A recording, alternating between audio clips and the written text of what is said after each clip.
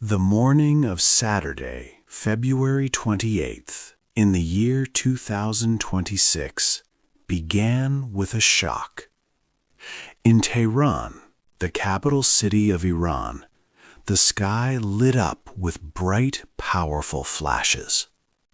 Loud explosions shook windows across the entire city, waking millions of people from their sleep. For weeks, residents had felt a war was coming, but the immense scale and force of these attacks were far greater than anyone had imagined. The United States of America and Israel had started a massive military operation together against the Islamic Republic of Iran. President Donald Trump told the world about this dramatic event. He shared a video message at 2:30 in the morning Eastern Time on his Truth social platform. He described the attacks as major combat operations that were massive and ongoing in Iran. He named the entire mission Operation Epic Fury. The president explained that the goal was to keep the American people safe. He said they needed to stop immediate dangers, which he called imminent threats, from Iran. Israel called its part of the mission Roaring Lion. The powerful strikes began in many different places across Iran. Key cities like Tehran, Isfahan, Qom, Karaj, and Kermanshah were all hit. People on the ground felt the earth tremble beneath their feet. The air quickly filled with the sound of explosions and the smell of smoke. This was a very widespread and strong attack. It was unlike any other military action the modern Middle East had seen for many years.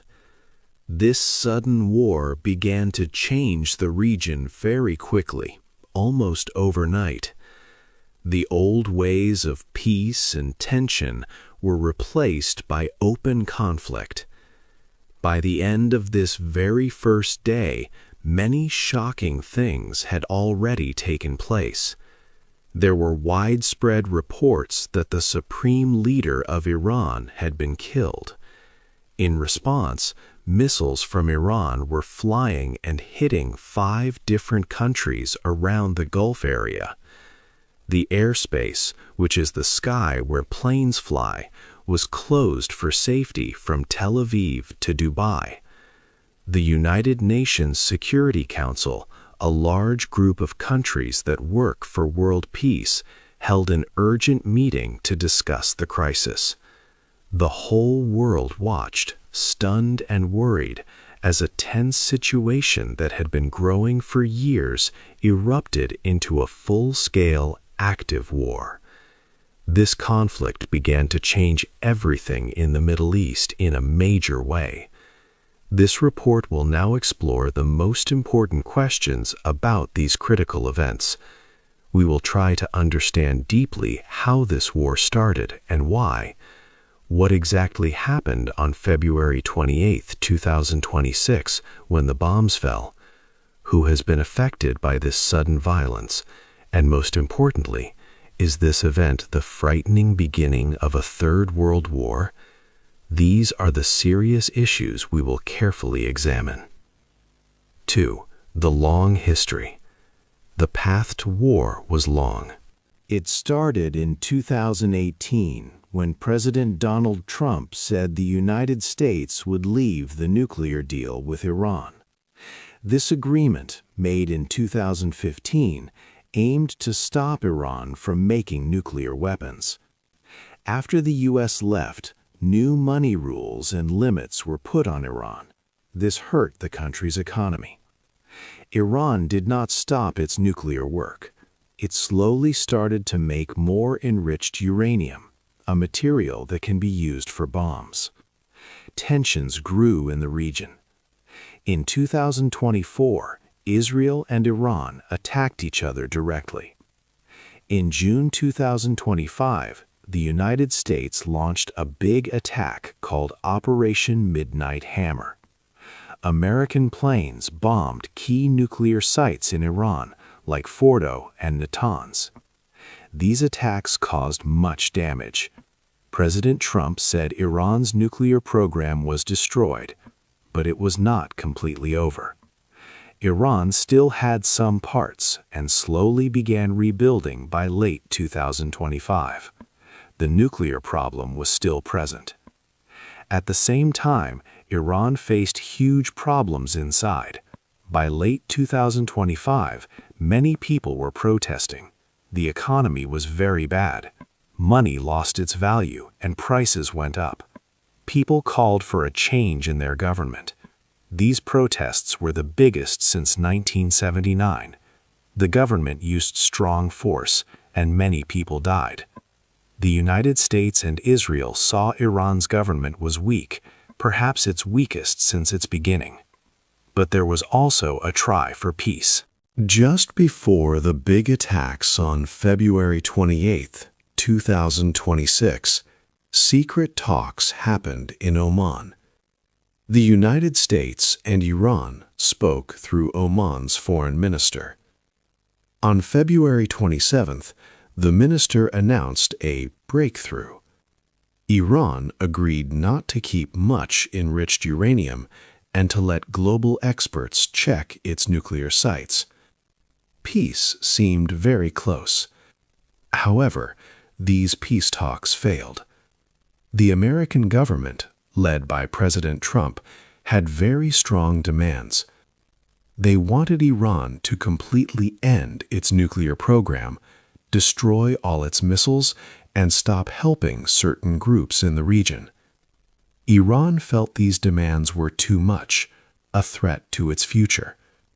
With protests at home, Iran's leaders likely thought they could not agree without looking too weak.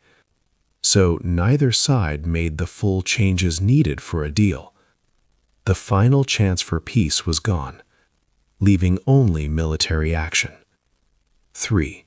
The Night of Fire. The early part of 2026 saw a huge military buildup by the United States in the Middle East.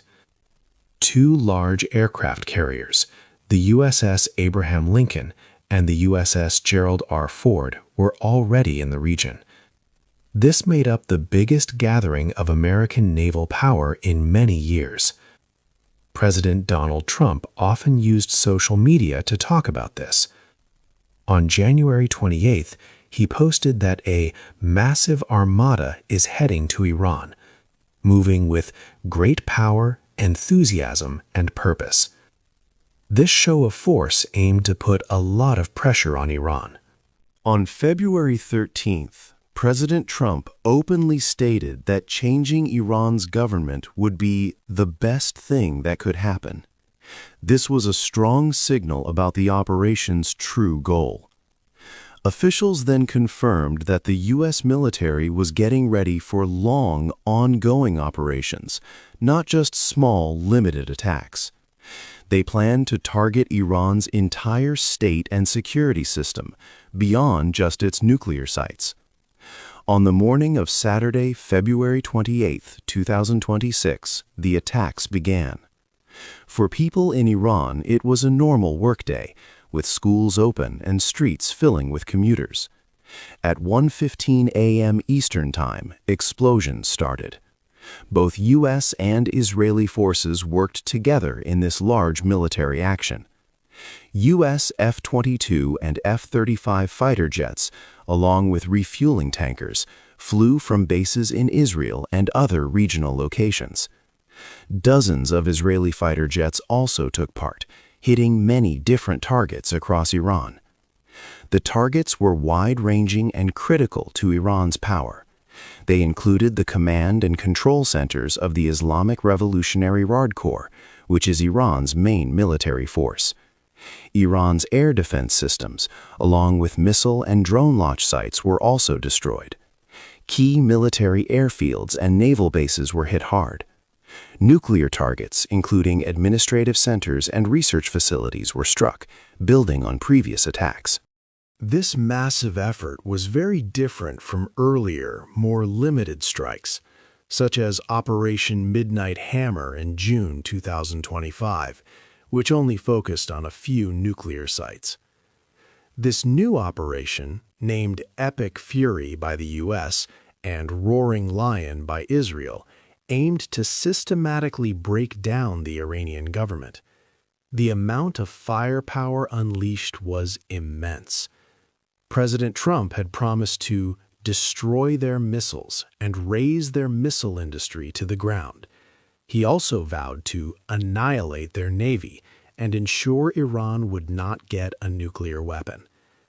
This clearly showed that the U.S. military's goal was not just to disarm Iran, it was to cause the total destruction of the Iranian state apparatus, meaning the government and all its supporting structures, with the ultimate hope of regime change.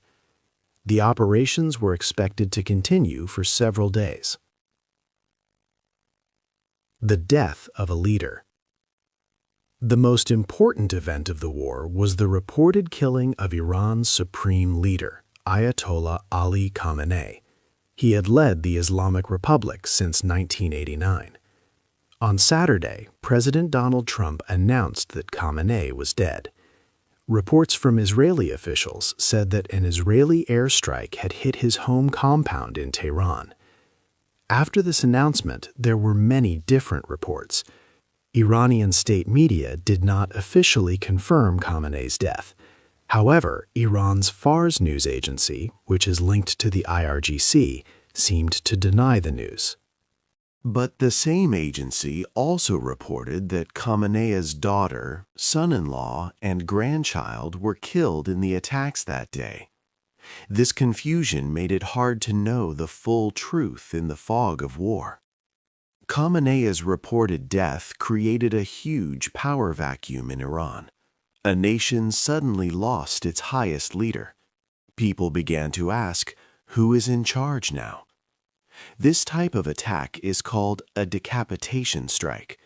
The idea is to remove the leader, the head of the state, to make the whole country weaker and unable to fight. But it also causes great uncertainty. United States intelligence agencies had thought that if the government changed in Iran, the powerful Islamic Revolutionary Guard Corps, or IRGC, would likely take control for a while. However, this was not a definite answer. Secretary of State Marco Rubio also said earlier that no one knows who would truly lead if the current government fell. Targeting a nation's top leader brings up serious questions about war rules and moral choices. Is it a fair military target, or is it a political killing? For Iran, the situation was full of fear and questions. A country without its leader faces a very unknown future. Will Khamenei's death stop the war, or will it lead to even more uncontrolled chaos and fighting? 5. The human cost. The war brought many changes, but it also brought deep sadness and suffering to countless families. This chapter looks at the human cost. Soon after the fighting began, sad news started to emerge about ordinary people, known as civilians, who were hurt or killed. One report was especially shocking and caused much sorrow. It spoke about a girls' elementary school in Iran. Iranian news agencies reported that attacks by the United States and Israel had hit this school. It was located in the country's far south. On Saturday, which is a regular school day in Iran, many young students were inside the building. Iranian Foreign Minister Abbas Araghchi shared an image on social media. He stated that the school was full of children when it was bombed in broad daylight. Reports from Iran said that at least 53 young female students tragically lost their lives, and dozens more were injured. He called these innocent deaths crimes against the Iranian people. The United States military did not confirm or deny if this specific school attack had happened. A spokesperson for U.S. Central Command, Captain Tim Hawkins, said that the military was aware of reports about harm to civilians. He stated that they take these reports very seriously and were investigating them. He added that protecting civilians is extremely important to them, and they would always take every step to avoid unintended harm. He also stressed that the U.S. military has never targeted civilians and never would. By Saturday evening, Iranian state media, using information from the Red Crescent, reported that at least 201 people had been killed in total, and more than 700 people were injured across the country. It was very difficult for international journalists to check these numbers because of the ongoing conflict inside Iran.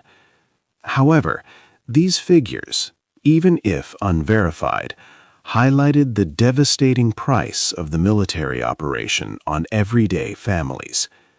The idea of a clean war, one without any innocent deaths, seemed far from the terrible reality on the ground. Beyond the immediate suffering, there was also a significant debate about the war's justification. Before the attacks, officials from the Trump administration claimed that Iran posed a very close and dangerous threat, calling it an imminent threat. They stated that Iran had restarted its nuclear program and had enough materials to build a bomb very quickly. They also claimed Iran was developing advanced long-range missiles. However, these strong claims were questioned by many important groups. American and European government officials, and even United States intelligence agencies, did not agree with these statements. For instance, the Defense Intelligence Agency had previously said that it would take Iran at least 1 decade to develop the technical skills for missiles that could reach the United States. Also, the Department of Defense believed that Iran's nuclear program had been slowed down by 2 years after earlier strikes in June 2025. This clear difference between what officials publicly stated and what intelligence reports actually showed created a major controversy. It made people ask serious questions about the real reasons given for the military action. When we consider the reported civilian deaths and the disputes over the actual threat from Iran, we are forced to think deeply about the true moral price of this entire operation. 6. Iran hits back. Iran did not wait. After the attacks by the United States and Israel, Iran hit back very quickly. The Islamic Revolutionary Guard Corps, also known as the IRGC, launched a massive wave of ballistic missiles.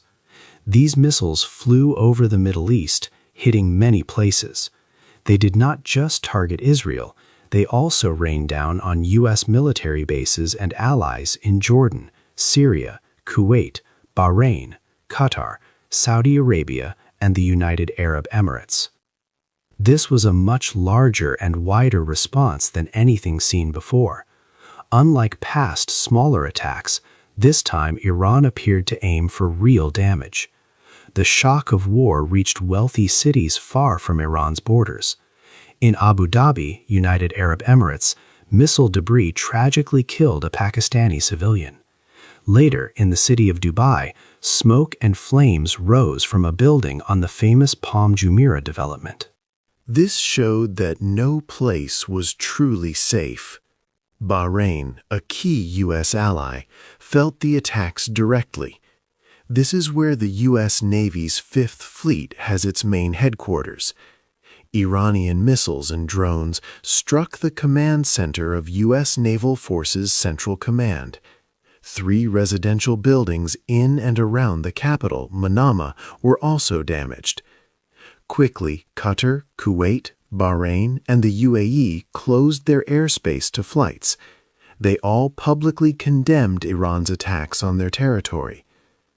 A major global concern was the Strait of Hormuz. Ships in the Gulf received urgent messages that this vital waterway was now closed.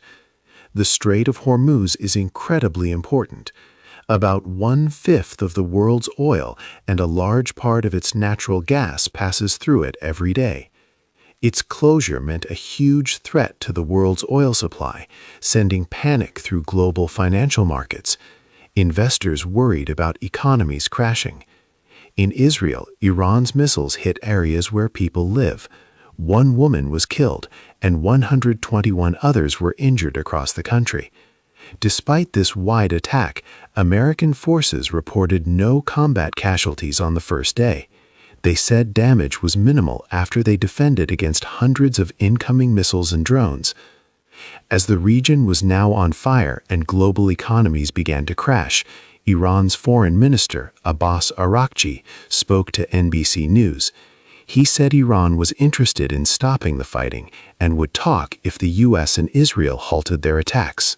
He also told President Donald Trump that changing Iran's government was mission impossible.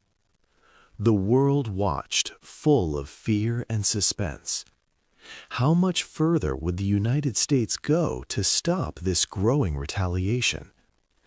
The future of the Middle East, and perhaps the world, hung in the balance. 7. The world reacts. The world watched with mixed feelings. The United Nations spoke first. Secretary General Antonio Guterres said the attacks by the United States and Israel were a big danger to world peace. He asked everyone to stop fighting and talk instead. He also condemned Iran's attacks. The U.S. Ambassador, Mike Waltz, defended the American and Israeli actions. He talked about Iran's bad actions in the past. But he did not say Iran was an immediate threat right before the strikes. Russia strongly disagreed with the attacks. Its foreign ministry called the U.S.-Israeli strikes an unprovoked act of fighting. Russia said Washington and Tel Aviv were wrong about Iran's nuclear program to cause a regime change. It warned that the Middle East could see more uncontrolled fighting. China also showed great worry.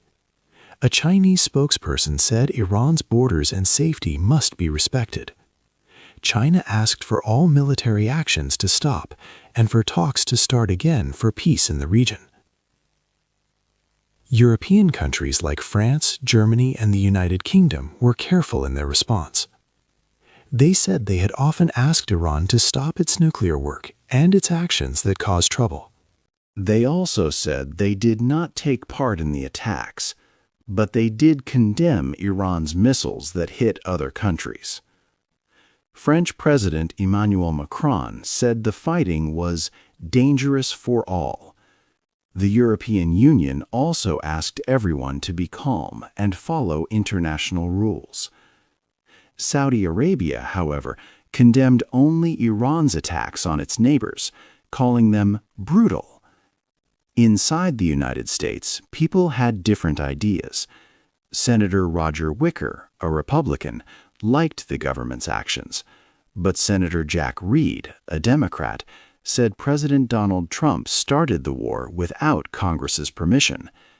This brought up important questions about the War Powers Act.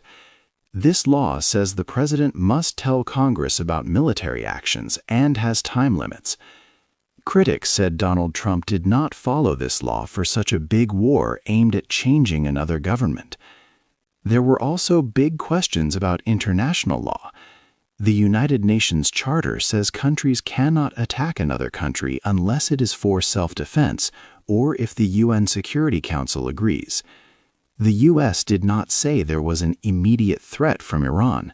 This is important because international law allows countries to defend themselves from immediate danger, but it does not easily allow starting a war just because of what a country might do later. Also, the reported killing of Iran's supreme leader, Ayatollah Ali Khamenei, raised questions. U.S. law forbids killing leaders, but some say that leaders of countries at war are fair targets. Many people will discuss if this war was legal or right for a long time. 8. What comes next? The future after Operation Epic Fury is very unclear. Many dangers lie ahead. A big concern is who will lead Iran now.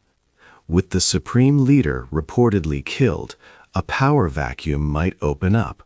This means no clear leader.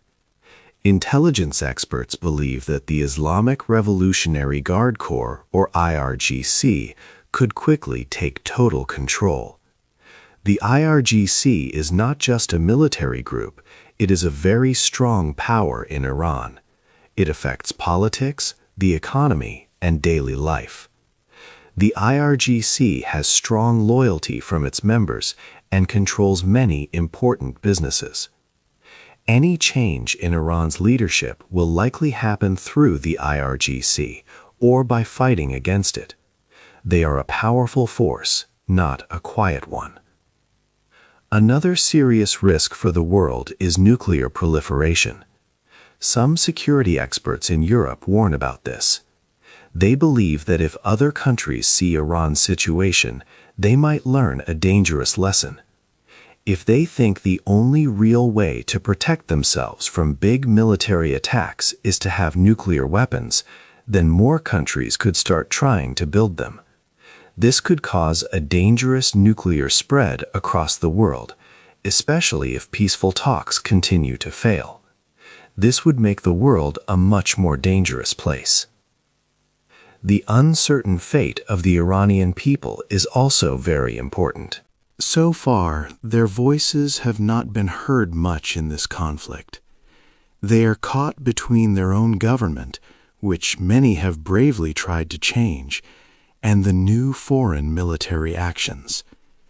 These actions, even with good intentions, have unfortunately caused civilian deaths. Hey there! Just a second before you go. If you learned something new today, please give this video a like, write your thoughts in the comments, and subscribe to the channel. It only takes a second, and it really, really helps to create even better English videos for you. Your support means the world. Thank you.